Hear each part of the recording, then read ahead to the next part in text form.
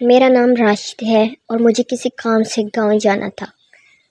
مجھے وقت پر گاؤں پہنچنے کی جلدی تھی، اس لیے میں دوپہر کو ہی گھر سے نکل گیا تھا۔ میرا اندازہ یہی تھا کہ شام سے پہلے میں اپنے گاؤں پہنچ جاؤں گا، مگر ایک ویران جگہ پر بس خراب ہو گئی۔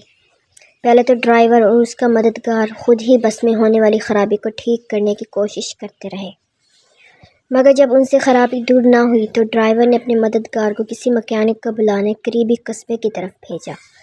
مکینک کے آنے کے بعد بس کے ٹھیک ہوتے ہوئے شام ہو گئی۔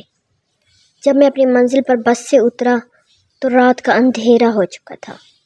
گاؤں تک پہنچنے کے لیے مجھے ایک کچے راستے پر چلنا تھا۔ اس راستے پر ابھی مجھے 3 کلومیٹر پیدل سفر کرنا تھا۔ میں بڑی سڑک سے اتر کے گاؤں جانے والے اس راستے پر چل دیا۔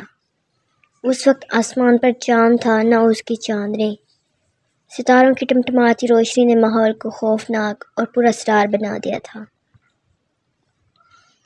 رات کے سناٹے میں اکیلے سفر کا یہ میرا پہلا اتفاق تھا۔ میرا دل زور زور سے دھڑک رہا تھا اور اس خاموشی میں مجھے اپنے دل کی دھڑکن صاف سنائی دے رہی تھی۔ ابھی میں تھوڑا سا راستہ ہی طے کر سکا تھا کہ اچانک ایک الو نے میرے سر کے عین اوپر رات کے سناٹے میں اور پر پھڑ پھڑاتا ہوا ایک درخت سے اڑ کر دوسرے درخت پر جا بیٹھا۔ رات کے سناٹے میں الو کی خوفناک آواز سے میں بری طرح ڈر گیا اور خوفناک نظروں سے ادھر ادھر دیکھنے لگا۔ اسی وقت جھاڑیوں میں سرسراہٹ سی ہونے لگی۔ میں نے چونک کر دیکھا، اونچی اونچی جھاڑیوں کے پیچھے کوئی کھڑا تھا۔ میں ڈر کر پیچھے ہٹا تو کسی چیز سے ٹکرا گیا۔ ڈر کے مارے میرے منہ سے چیخ نکل گئی۔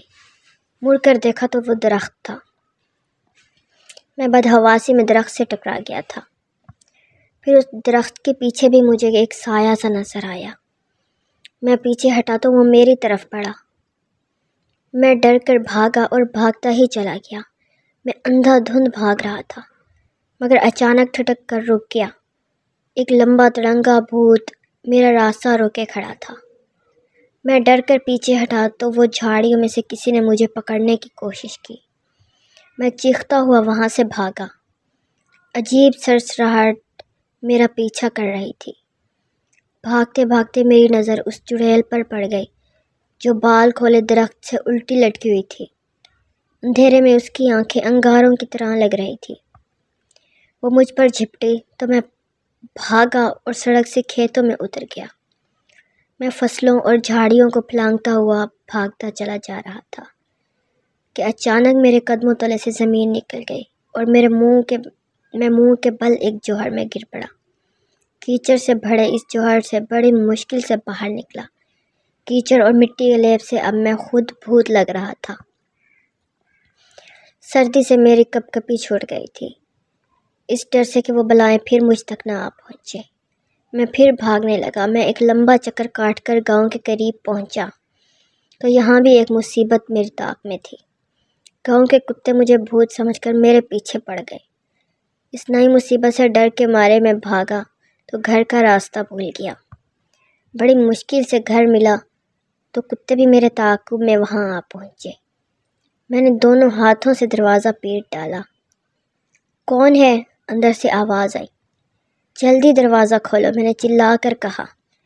میرے چچا زاد بھائی نے دروازہ کھولا، مگر میری صورت دیکھ کر گھبرا کر پیچھے ہٹا۔ میں جلدی سے اندر داخل ہو گیا کیونکہ کتے بری طرح بھونکتے ہوئے مجھ پر جھپٹ رہے تھے۔ کون ہو تم؟ میرے چچا زاد بھائی نے لرزتی ہوئی آواز میں پوچھا۔ اتنے میں گھر کے دوسرے لوگ بھی اٹھ کر وہاں آ گئے۔ وہ بھی مجھے دیکھ کر ڈر گئے، مگر جب میں نے اپنا نام بتایا تو بڑی مشکل سے انہوں نے مجھے پہچانا۔ چچا جان نے پوچھا، یہ کیا ہوا ہے؟ کچھ بلائیں میرے پیچھے لگ گئی تھی، میں نے بتایا۔